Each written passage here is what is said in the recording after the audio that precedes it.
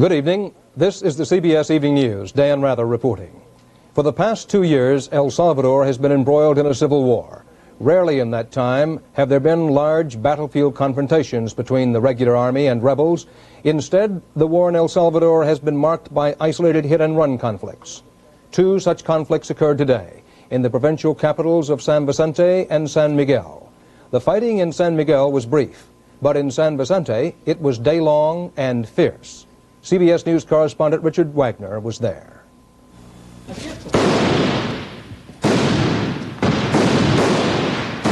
The attack began at dawn, and it was at least the 4th time this year the guerrillas have hit San Vicente, a town of 30,000 people 40 miles east of El Salvador's capital.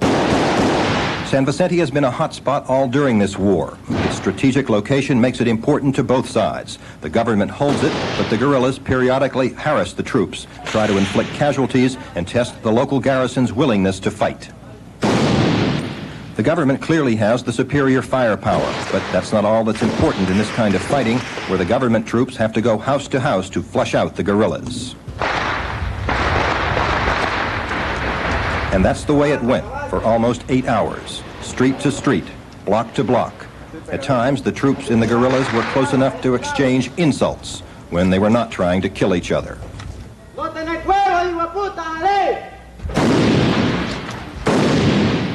And like all wars, this one too has its incongruities. Business as usual in the side streets. But this is a deadly game. Living and dying is what it's about.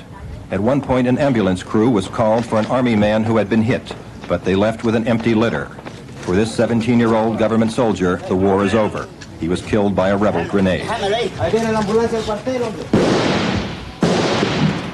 Eventually, the Army's superior manpower prevailed and the surviving guerrillas melted away, casualties as yet unknown. It was a clear-cut victory for neither side. A violent day in San Vicente, but this is a country being ripped apart by violence, and there are lots of violent days. It was just another gunfight in this bloody civil war. It did nothing to change the big picture. The essential stalemate remains the same. The significance of today is for the wounded and for the families of the dead. Richard Wagner, CBS News, San Vicente, El Salvador. In returns from yesterday's presidential election in Guatemala, the military-backed candidate, as expected, leads. Leftists refused to field a candidate, and some rightists who did run now are claiming fraud. David Dow explains. Even before the final votes were counted, the government's professed hope for a showcase election was shattered. From the beginning, the votes showed General Aníbal Guevara, the government's own candidate, winning a comfortable plurality over 3 rivals. Today, the plurality continued, and the fraud charges mounted.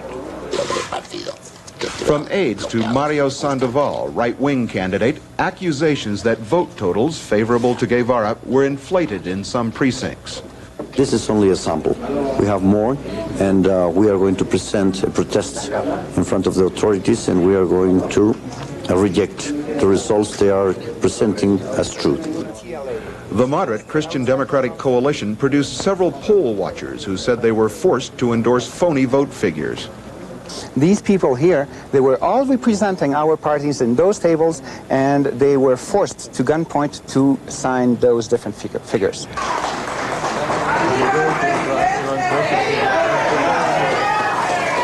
General Guevara challenged his opponents to produce proof.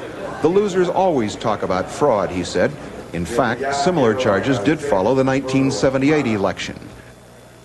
But if these charges are substantiated, it will not help any effort by the new government to renew U.S. military aid for its fight against leftist guerrillas. Aid ended in 1977 in a dispute over Guatemala's human rights record. Guevara said today that he wants better relations with the U.S., but offered no specifics for improving them. David Dow, CBS News, Guatemala City.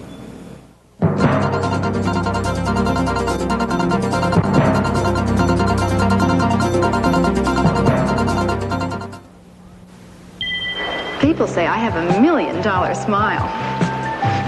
Well, I should. Sometimes I think I invested that much in it. That's why I chew Freedent. Freedent is the one gum that won't stick to my dental work. and I love that fresh minty taste. Freedent gives me all the chewing pleasure I could ask for in a gum.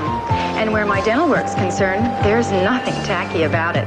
With Freedent, the pleasure sticks, but gum won't. Right now, you can rent any size gasoline-powered truck and rider's fleet for one low daily rate, plus a variable mileage charge. What a nice little truck. That's the daily rate. How about a little bigger? Same rate. You want one way out to here? Still the same. When Ryder rents trucks at this price, we almost hate to let them go. Ryder, $29.95 a day for the best truck money can rent. There has been increasing anger among some California consumers, and today, as Barry Peterson reports, that fueled a Sacramento demonstration over the high cost of bringing gas and electric power to the people. More than 2,500 people gathered at California State Capitol to show their anger over rate increases that sent homeowners' utility bills skyrocketing from 20 to 100%. A rally that ended when protesters gave legislators petitions with 50,000 signatures asking the state to roll back the rate hikes. Protest against the Pacific Gas and Electric Company has been growing louder for months now. There have been rallies in front of local PG&E offices where people come to pay their bills. I can't pay my bill. It's $446.07. They think the people are dumb, but the people are not dumb. They know they're being ripped off. I never saw people so upset. Leslie LaFawn brought her $381.23 payment in a wheelbarrow full of nickels. It was dutifully counted, and her bill marked paid. At PG&E, the bills are churned out daily. The company, now labeled Pacific Gouge and Electric by some critics, has received more than $1.5 billion in rate hikes since October. Officials say it was needed to offset inflation and higher cost, plus the utility pays more to buy fuel. I think it's important that the critics recognize that PG&E is kind of caught in between. 70% of PG&E's costs are related to the cost of fuel, and those costs just keep skyrocketing. Sharon Crawford and others have tried another kind of protest, turning off the lights. The San Jose housewife unplugged the television, stopped using her dryer, and now gets her light from a kerosene lantern. We're going from room to room with flashlights, and I'm trying not to use any electricity or gas. PG&E officials say there may be some small rate reductions over the next several months as they use more and more hydroelectric power from melting snow. But they warn that over the long run, protest or not, utility bills will likely go even higher. In the Pacific Northwest, rates will climb because of huge cost overruns on these 5 unfinished nuclear power plants. Work on 2 plants has stopped. There have been weeks of protest, with more likely. Officials estimate homeowners will see bills climb 50 to 300% over the next 3 years. Barry Peterson, CBS News, San Francisco. A congressional study finds this nation's NORAD missile defense system out of date and inadequate. Robert Shackney has details. NORAD, the North American Aerospace Defense Command, is America's primary early warning system against enemy air or missile attack. But a congressional report made public today calls NORAD's computers, the centerpiece of the missile warning system, dangerously obsolete, with severe and potentially catastrophic deficiencies. The committee findings are based on a 5-year study by the General Accounting Office, which says NORAD's computers are the wrong design. These are basically 1965 vintage business machines. They were made for banking transactions. They were not made for high-speed interactive missile warning, nor were they made for calculating in great detail satellite orbits. From surveillance satellites, from worldwide radar stations, and from tracking cameras, some 30,000 messages a day pour into the missile warning and satellite tracking computers in NORAD's underground command post in Colorado Springs. But according to congressional and GAO investigators, these computers lack the capacity to predict where multiple warheads from modern missiles will land. The computers fail to keep accurate track of satellites in orbits, one of NORAD's major missions. There have been 5 publicly reported false alarms of non-existent missile attacks and a number of other false warnings not publicly disclosed whose nature and seriousness are classified secret or top secret. And the computers lack a modern failure-proof electric power supply, Some years ago, the missile warning computers were shut down for 19 hours because of power failures. Roger, this is an update on the unknown track in the 23rd NORAD region, track number. The Air Force insists that troubled computer systems have been modified and modernized to meet mission requirements, and that the kind of false alerts so troublesome 2 years ago are now unlikely. They have, in effect, applied many Band-Aids in an attempt to use what they had. There is no excuse for not having an alarm system that is accurate, online, all the time. It's essential to the government, and the Defense Department just has not given it the priority that it should. NORAD commanders have proposed spending more than $500 million in the next 6 years to completely replace the old computer systems and to build a new space defense center inside this mountain. But these are only plans. The Pentagon has not yet approved them, and plans don't always get approved. In 1970, Air Force plans called for the kind of modern computers that NORAD still doesn't have. Robert Shackney, CBS News, Cheyenne Mountain, Colorado. 5 large banks today lowered their prime lending rate 1/2 percentage point to 16%. Analysts say this move reflects a slowdown in loan demand because of the recession.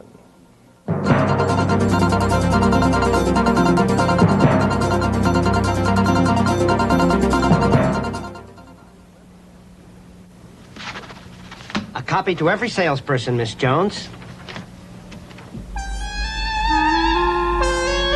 When there's more and more paperwork in an office, very often there's less and less productivity. Miss Jones! And productivity is what IBM Office systems are all about.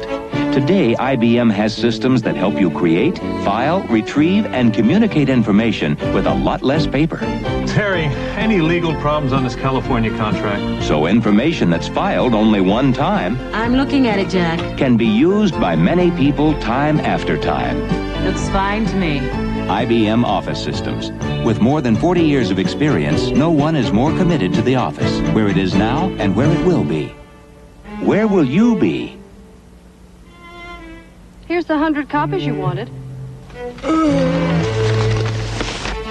IBM. Poland's martial law government says that almost 4,000 people, most of them Solidarity Union activists, are being held in detention camps. A Warsaw official said today that about 100 of them have been indicted for political offenses and may be put on trial. A recent visitor to Poland smuggled out photographs from one of those internment camps. David Culhane reports. He is Polish, a witness, who found a way to visit 2 of the detention camps north of Warsaw last month. He tried to bring letters out with him, but they were taken away. He did manage to slip out a roll of film from the camp for men near the small village of Białowięka.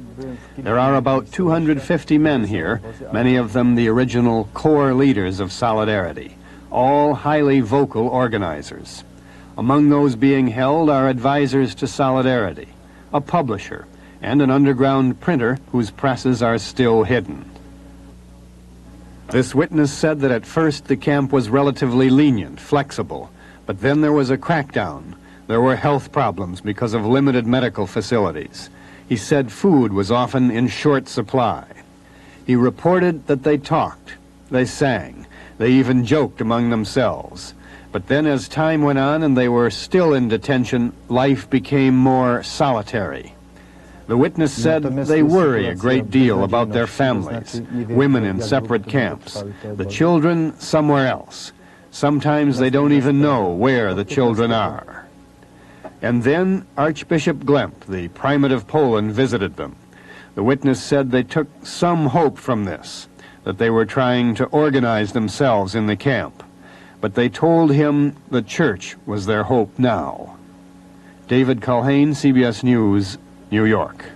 The Soviet Union, facing greater resistance in Afghanistan than it expected, has increased by 1/4 the number of its occupation troops. That today from Deputy Secretary of State Walter Stessel. He told the Senate Foreign Relations Committee that the Soviets now have about 100,000 soldiers in Afghanistan. The previous estimate had been 80,000. Stessel also charged that the Soviets had killed considerably more than 3,000 Afghans with chemical weapons since the summer of 1979. The state of Rhode Island today presented its final rebuttal witnesses in the trial of Klaus von Bülow. He is a Danish-born aristocrat accused of using insulin injections in attempts to kill his wife. She has been in a coma since December 1980. Liz Trotta was in the Newport, Rhode Island courtroom. The defense went into today's session with a strong hand, but the prosecution all but demolished that edge with key testimony from two rebuttal witnesses. Last Wednesday, Joy O'Neill, a New York exercise instructor, testified that during a session with Martha von Bülow, the Newport heiress suggested to Miss O'Neill that she inject herself with insulin to lose weight, the implication being that Mrs. von Bülow did this herself. Miss O'Neill said she and Mrs. von Bülow had been like sisters, and that she taught Mrs. von Bülow 5 times a week for 4 years. I taught her the majority of the time. Today, another exercise instructor at the same salon, Nancy Rather, said she had been Mrs. von Bülow's instructor the majority of the time, 250 times to be exact. But what about Joy O'Neill? Were you familiar with her reputation for truth and veracity? Yes. And tell this jury, please, what her reputation for telling the truth was. Objection, Your Honor. Overruled. May answer. It was not very good.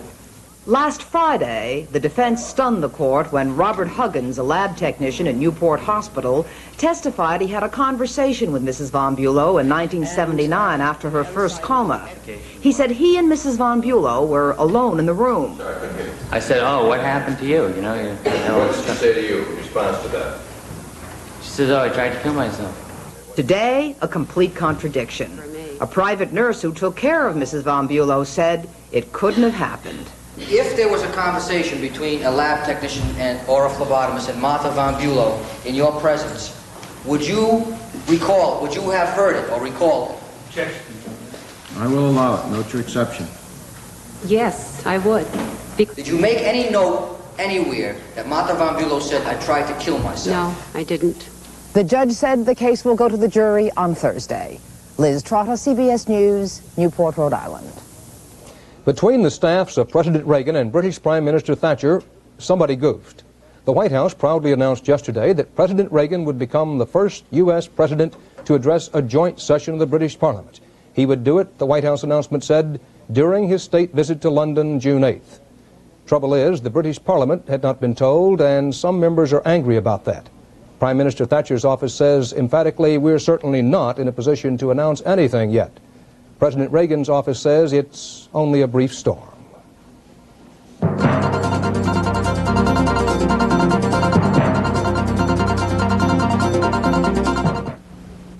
For special offers on American-made tools, come to your participating hardware or home center store's great All-American Workshop sale. Save now on 10-inch vice grip straight jaw pliers and 7-inch vice grip pliers with wire cutter. Buy this Hobbycrafter Work Center and Vice by Black & Decker and get a 14-piece X-Acto knife set free. For all those jobs around the house, the Burns-O-Matic Oxygen Tote Torch. Now with free safety goggles from Burns-O-Matic.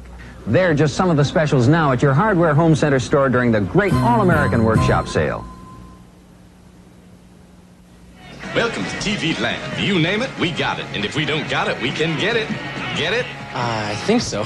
We'd like to see a Curtis Mathis. Forget it. I can't get it. I'm Curtis Mathis. You can buy most TVs just about anywhere, but you can only get a Curtis Mathis from someone qualified to sell and service it, a Curtis Mathis dealer. That makes us a little harder to find, but well worth the effort. Curtis Mathis, the most expensive television in America, and worth it. Amnesty International, the human rights organization, charged tonight that the army and police in El Salvador have systematically tortured and murdered thousands of innocent men, women, and children. A report by the group covered a period from early 1980 to last August, but said, and I quote, the pattern of killing and torture is still going on.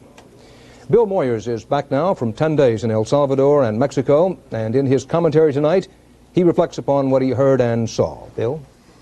The war in El Salvador is at an impasse. The killing goes on with neither side able to defeat the other. The Army says it can win in time if Americans supply it with aircraft and arms. But this will only deepen our involvement with groups within the military whose brutality made revolution necessary in the first place. And it will pit us against an opposition that includes not only left-wing ideologues, but ordinary patriots radicalized by long years of official terror. Our coin is tarnished in either pocket. The Army thinks we're helping too little, the rebels too much. Insisting on a military solution could savage the innocent in our name. It would strengthen the will of the rebels to fight, and it might bring about the very result we most want to avoid, which is another Cuba. We need desperately to get someone else out in front, someone better able to broker power among parties much inflamed by the Yankee presence. The Mexicans have offered to do this, and less publicly, the Venezuelans. Their geography is strategic enough that they have as much at stake as we do. Their rhetoric is leftist enough, and their interests conservative enough to carry weight where we only arouse passion. You would think Washington would welcome a chance to let pass this cup. Not so. The Secretary of State, for example, has become the prisoner of his own rhetoric. He drew a line in El Salvador a year ago when he thought the war was over, the rebels beaten, and diplomacy superfluous. Now that the rebels have parity and diplomacy may be the only way out, he continues to sound like the general he once was.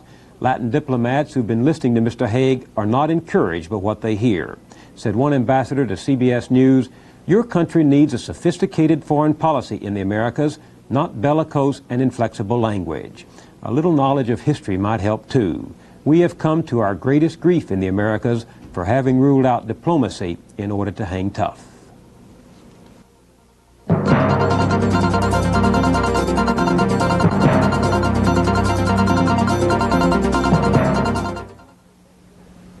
It's going to happen someday, you know. Crisis City. Somebody's going to throw a 50-page report or a brochure or a business card or something bizarre down on your desk and say, "I need a lot of copies, quick." What do you do? Do you act like you didn't see it? Do you crack under the pressure? Do you pull your hair out? No. You go here, big red Q, quick print centers, big as in everywhere, Q as in quick. Big red Q, big as in everywhere, Q as in quick. Red as in crisis. This is the taste that has won over 200 medals for excellence in wine tasting competitions all over the world. This is Inglenook. This is the taste that is served by more travel holiday award-winning restaurants than any of the other top 5 California wines. This is Inglenook. This is the taste that brought a record price for a California wine in auction, over $1,000 a bottle. Discover award-winning taste. Discover Inglenook. The Justice Department today said a federal grand jury will investigate the violence that left 5 demonstrators dead at a 1979 Death to the Klan rally in Greensboro, North Carolina. An all-white jury in 1980 acquitted 4 Klan members and 2 American Nazis of murder charges in that case. A Justice Department spokesman says the grand jury will be impaneled March 22nd in Winston-Salem. In 1978, the last year for which figures are available, 102,000 babies were adopted through state agencies. But the demand for healthy white infants exceeds the supply. And as Charles Osgood reports, that's led to a new use of a standard medium and a growing controversy. This was a red-letter day in the lives of Joe and Sandy, a Philadelphia couple. For 7 long years, they tried to adopt a baby through established agencies and got nowhere. Until they gave up on agencies and tried a different approach, a want ad, and found that it pays to advertise. He's going to cry.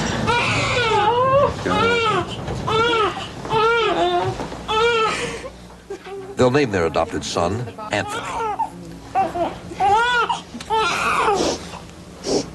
Joe and Sandy didn't place the want ad directly. They did it through this fellow here, Artie Elgart.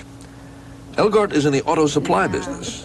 But on the side, he runs his own private adoption service, which he calls Golden Cradle. In 1981, I've been responsible for 65 adoptions.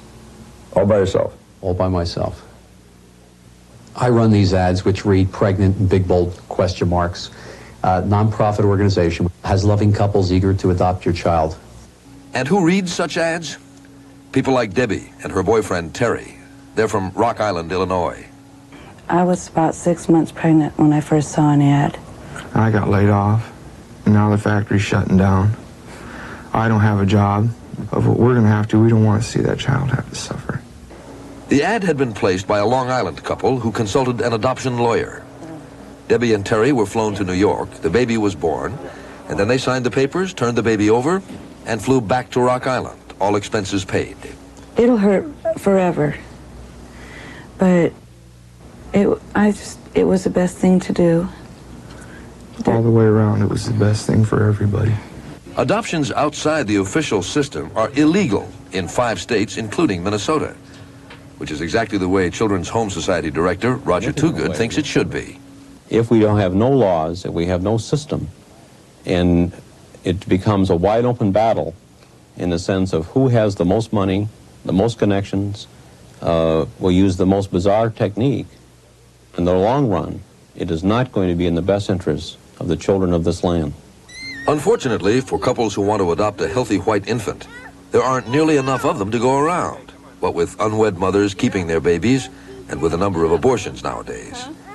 And if Catherine and Rick of Fort Lauderdale hadn't skirted the system and used a want-ad service, they wouldn't have Michael today. Agencies had told them they were too old. We're just happy we've had the opportunity to be there when someone needed us. In this case, Michael needed us, and we certainly needed him. For sure. The service that found Michael for Catherine and Rick, and found them for him, is Adoption Hotline, run by Harriet Lauer of Miami. She and her husband have a couple of adopted kids of their own, and they claim to have arranged over 100 adoptions for other people using want ads. The state of Florida wants to put a stop to it. They say lay people should not do this type of work. Now, I don't consider myself doing any type of work. All I am doing is saying to a couple, I know what it feels like. I've been there. There's nobody to turn to. If you want a baby, you have to do it yourself. Best way of handling this is with professionals. Once you get this out of the hands of professionals, you open a Pandora's box. Indeed, the state licensed agencies don't go out looking for people like Debbie and Terry, who answered that ad in Rock Island and gave their baby daughter up for private adoption in New York. There'll always be times when I think about her. I just have to keep thinking that I know she's very much loved, very well taken care of, and that maybe she'll have a chance of being a better person, really. Want ad adopting remains controversial.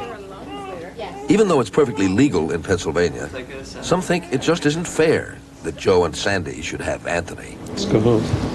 But don't try to tell that to them. Enjoy it. Charles Osgood, CBS News, Philadelphia. And that's the CBS Evening News for this Monday. Dan Rather reporting from New York. Thank you for joining us. Good night.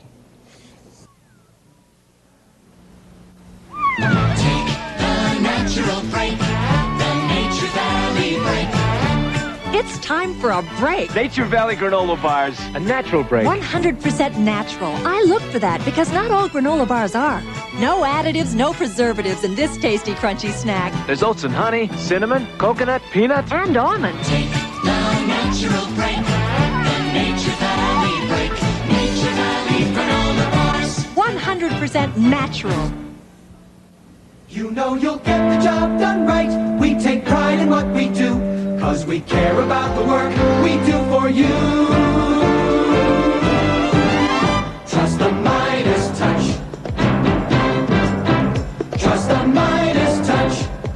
78 MGB. Where nothing but the best is ever gonna do.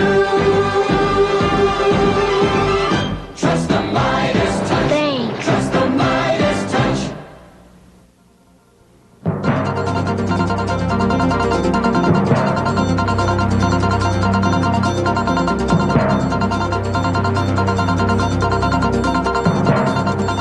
This is CBS.